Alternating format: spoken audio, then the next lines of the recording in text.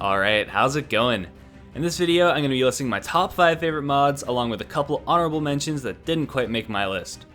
I get asked what my favorite mods are a lot, so hopefully this helps answer that question. Of course, this is subject to change since there are so many mods out there, and still more being made each day, but for now, this is where it stands. I'm omitting graphics mods like Harrison Fogg's 2017 HD graphics mod because I'd consider them basically an essential. And please keep in mind, this is just my personal top 5, so please don't get butthurt if I don't list your favorite mod. But anyways, let's get started. So first up in the number 5 spot is the Battle of Umbara map by El Fabricio. This happens to be the only singular map mod to make my top 5. So if you're a fan of the Star Wars: The Clone Wars animated series like I am, you probably have fond memories of the Umbara arc. It was easily one of the most memorable arcs in the entire show, and the setting on Umbara played a large part in making it so. This map beautifully recreates a large battlefield on the planet spanning from the initial clone drop site to the main road where the clones experience numerous ambushes, and ends at the Umbaran base where Fives and his squad stole the Umbaran fighters.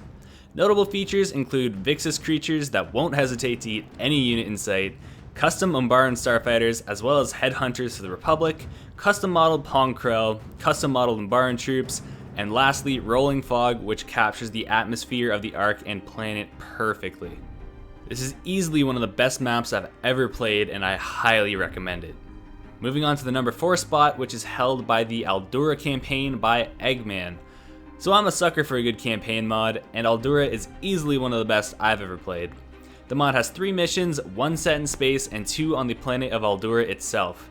The story is set just a few months after the first Battle of Geonosis. The planet is of strategic value but is currently held by the CIS. The Republic has sent forces to capture the planet, but all doesn't quite go according to plan. I love this mod because the story and gameplay immerses you in a way that I've never really experienced in this game before.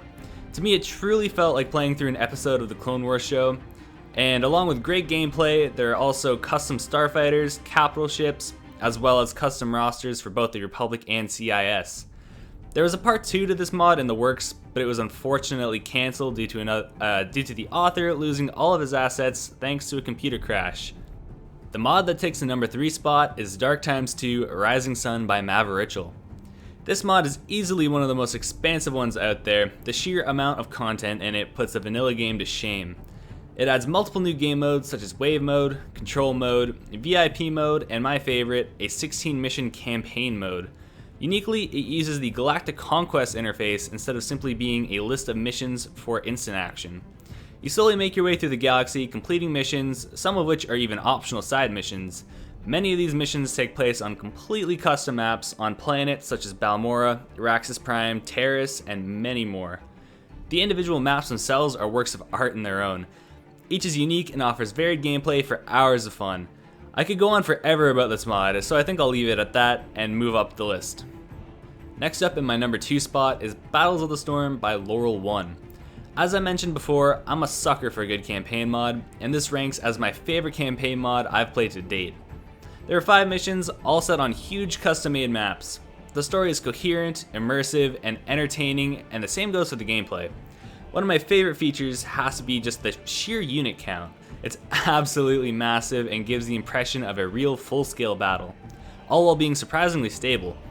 There is so much more to like about this mod as well, including sky-to-ground gameplay, custom units, awesome scripted events such as a CIS frigate crashing into a beach on Kashyyyk, capital ships that can actually be destroyed, and unique maps such as the space map of Mission 2, which takes you deep inside your own and the enemy's capital ship, all while the battle continues to rage out in space.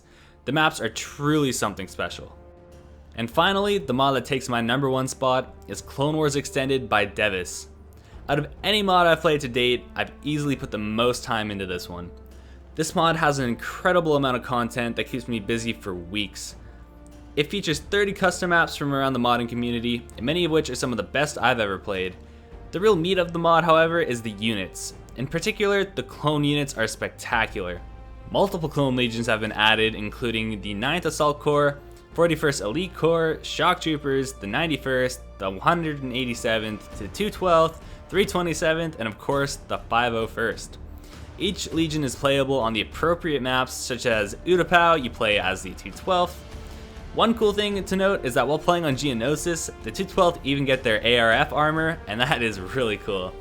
On top of all the clone legions, there are also custom sides for both the Rebels and Empire on certain maps, both of which are excellent and a ton of fun as well. Also added are many alien species, as well as some special sides like the Death Watch or Mercenaries.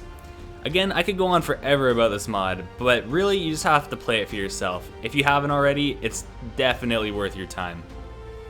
A couple of honorable mentions that just missed out on making my top 5 are Harrison Fogg's Resd maps and the Clone Wars Death Watch side mod by Litfam and Yavatolo98. In short, Harrison Fogg's Resd maps replace all the stock textures with HD ones on certain maps like Coruscant, the Death Star, and a few others. It also adjusts the lighting and adds more detail to the maps. With this mod, the stock maps are now quite visually pleasing and far less bland.